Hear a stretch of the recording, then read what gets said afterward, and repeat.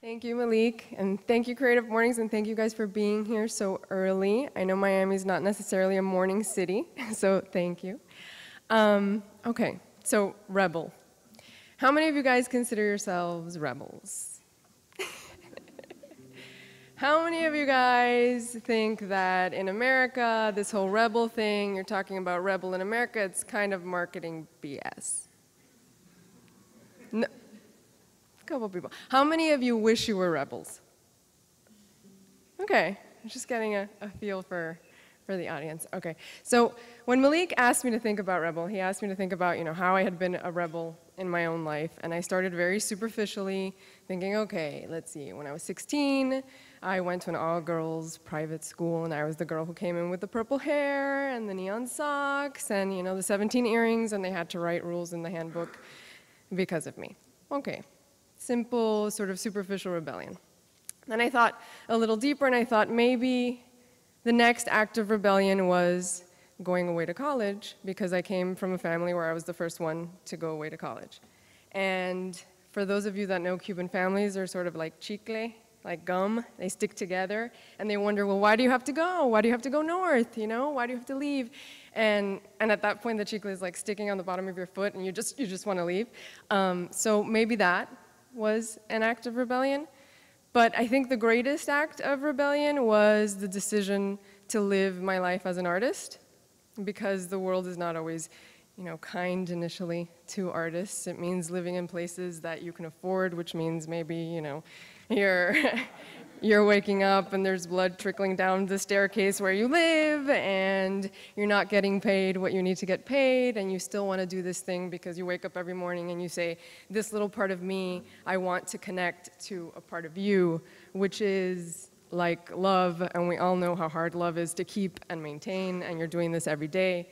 And within that, probably the greatest bit of rebellion even within that is to maintain a sense of wonder in adulthood. And that's really what I want to talk about today. And I'm not going to talk about it. I want to tell you a story about that. So I'm going to tell you the story of 4 small birds. 4 small birds and 4 large birds. And a bird that doesn't even exist yet. These birds are Rio, and Belaxis, Francesca, and Sophia, which is the large representative big bird. And we're walking in on these birds on a Friday morning as they're doing their rounds, because this is what you do if you're these birds on a Friday morning. Each of these small birds is assigned to a large bird. And the large birds basically have told them that this is what you do. You collect worms on Friday morning, and they have taught them how to do this. And these big birds are not what we think of when we think of big birds. These aren't tall, fluffy, yellow birds that live on a street called Sesame. These are massive black-winged birds, right? But they're not ominous. They actually have a pretty good relationship to their small birds. They get along. They're lyrical. They're birds after all. So all of these birds go about their business, and they have this good relationship with their big birds, except Belaxis. Because Belaxis, one Friday morning, had seen something that the other birds hadn't seen. She saw on the ground something that was moving very fast, and she thought, oh, it's a really fast worm, I'm gonna try to get it. But it wasn't a worm at all, because every time she tried to put her beak through it, it just went right through. So she followed where it was coming from, and she saw that it was coming from a crack in her big bird's wings. And she said, oh my God, what is that? And she looks through the crack because she finds that she can see through this crack, and she sees something that she's never seen before. She doesn't have a name for it. It's blue. It's a whole world of blue. She says, oh my God, there's an entire world beyond the span of these black wings. And it's the beginning of that thought. She doesn't quite know what to do with it, but she keeps it inside and she keeps going about her business. And the next morning she wakes up, and on the left side of her body, she has a blue feather. A blue feather has grown on the left side of her body, and she sort of freaks out because this is not like any of the other feathers that she has, and she tries to pull it off.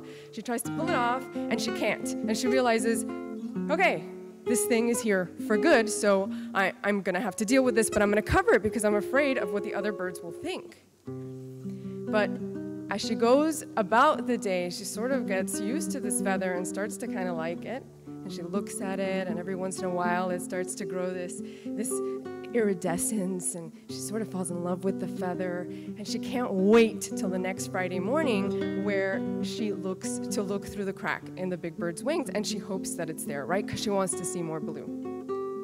The next Friday morning, she's doing her rounds, and sure enough, there's the crack in the big bird's wings. But this time, it's not blue. It's not blue at all. It's something that's making her really excited and jittery inside, and she has no name for this thing, but she thinks it's fuchsia. And she says, okay, now there's really a lot that I don't know, right? And what happens the next morning? She grows a feather, a fuchsia feather, on the right side of her body. And at this point, something is happening that Biloxis doesn't know is happening, and the big birds know what's actually happening because Biloxis is growing a rebellious streak. It has a name, and the big birds do everything to try and stop it because rebellious streaks, if they lead to anything, it's to chaos. And not only do they lead to chaos, but they lead to what? On the very next Friday morning, when all of the birds start to gather, they lead to what Biloxis is soon to find out. Francesca, who's been seeing that Biloxis has this new found confidence, gets really close to Biloxis. And she wants to sort of be like her, but she doesn't know why. And then she sees it. Ew! Biloxis, what is that? And Biloxis says, it's nothing, it's a stain, says Francesca. And Biloxis says, no, it's not, and Rio comes along and he says, it's beautiful. Because Rio has seen through the crack of his big bird's wings too. But Rio has seen something totally different. So he goes to Biloxis and says, hey, Bee, how can I get me some of those? Because he hasn't grown anything, right?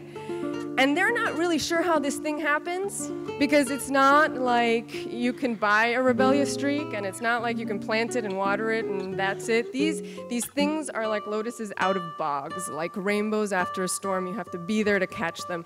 But Biloxis thinks that it has something to do with thinking about them, so she leans into Rio's ear and she says, Rio, I think you have to think about what you saw, and more importantly, you have to dream about it. Dream about it. And Rio says, okay. And he goes to his little meditation corner, because birds have meditation corners too. And he sits there and he starts thinking about what he saw. And what he saw wasn't blue or fuchsia. It was something very, very, very, very bright. Something that he couldn't quite look at. He couldn't see it straight, and it burned his eyes, and he had to squint. But if he looked at an angle, he could see these fluffy feather beds. What were they? He didn't know, but all night he dreamt about this. He dreamt and dreamt and dreamt. And sure enough, the next morning, the whole left side of his body was yellow. And Biloxis sees it, and she says, Rio, you did it. And that's it. They get together. And what happens when two rebels get together is you have the beginning of revolution, which is exactly what the big birds don't want. So they try to stop them. They try everything they can to stop these Biloxis and Rio. But at this point, it's too late, because Biloxis and Rio have hatched a plan. A plan that they're going to put into action the very next morning, because after all, they realize that they can go through these big wings. And so Rio winks at Biloxis as they're doing their rounds, and Biloxis grabs Rio's hand, and they decide that they're going to fly the fastest that they have ever flown before, and go straight through the stratosphere of the big wings. And they do. They fly fast, fast, fast, fast, fast, fast, fast, fast, fast, until they break through. They break through the big birds, Except that it wasn't just the stratosphere of these big birds. All of a sudden, they get hit. They get hit by things that they didn't know existed. What are they getting hit by? They have no idea. And all of a sudden, they realize that these are other birds. These are lost birds that didn't actually make it out. And these lost birds are trying to stop them, and they're getting all bloodied, and they can't get through. But all they're thinking is blue, blue, blue, blue, fuchsia, fuchsia, fuchsia, blue, blue, blue, sun, sun, sun, sky. And they keep going and going and going and going, and finally they make it. They are bloody and torn and tired, but they're there. And when they get there, what they see is not what they had imagined. It's much, much, much more. Because it isn't just blue and fuchsia. It's not just the sun and clouds. This is crimson and alizarin and lime and cobalt and mango and magenta, and their entire bodies turn to full color. They're full color, and they think to themselves, we can't just keep this to ourselves. We can't just live here in this world by ourselves. What about Francesca? And what about the other small birds? We have to take it back. And they know that to take it back, they're going to have to get through those lost birds again. But they're determined. And so they pick up pieces of the sky. They pick up pieces of the sky, and they decide that they're going to take these back. And they get up, and they take these pieces of the sky, and they fly through. And this time, with more determination than before, they fly really, really, really, really fast. And before they know it, they're through the lost birds, and they're home.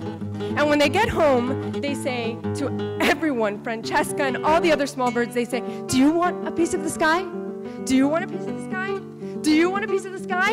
And the blackbirds, the big blackbirds, they can't stop this because everybody wants a piece of the sky, right? Everybody wants a piece of these colorful pieces of sky. And at some point, the blackbirds have to let down their wings. They have to let down their wings, and they have to let the birds fly a little higher. And they do this, and all of a sudden, the world that Belaxis and Rio had imagined is now their reality.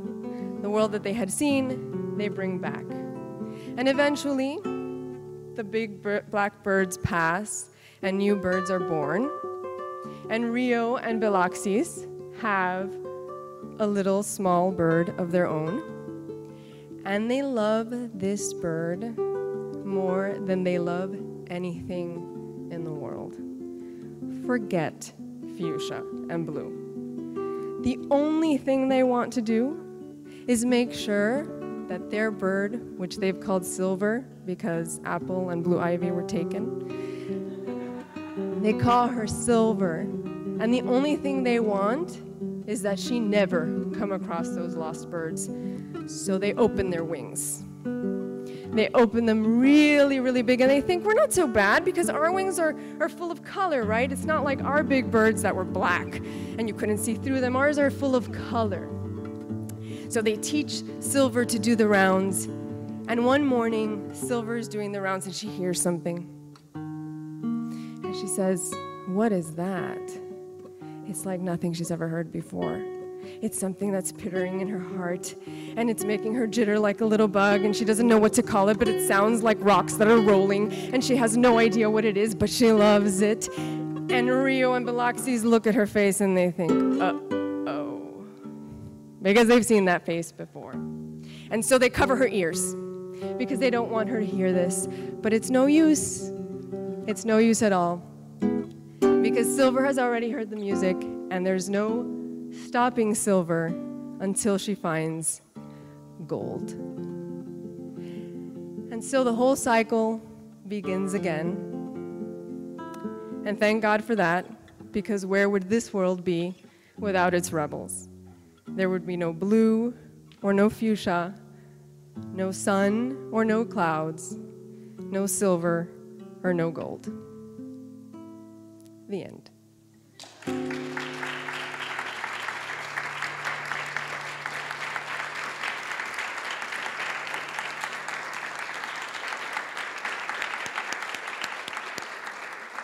I just want to take a second to introduce the troupe to you. Up here, this is Jessica Puchedo. Belaxis Bui, Francesca Toledo, Rio Chavarro, Tanya Sofia Luna on the stilts, and Carl Ferrari on guitar.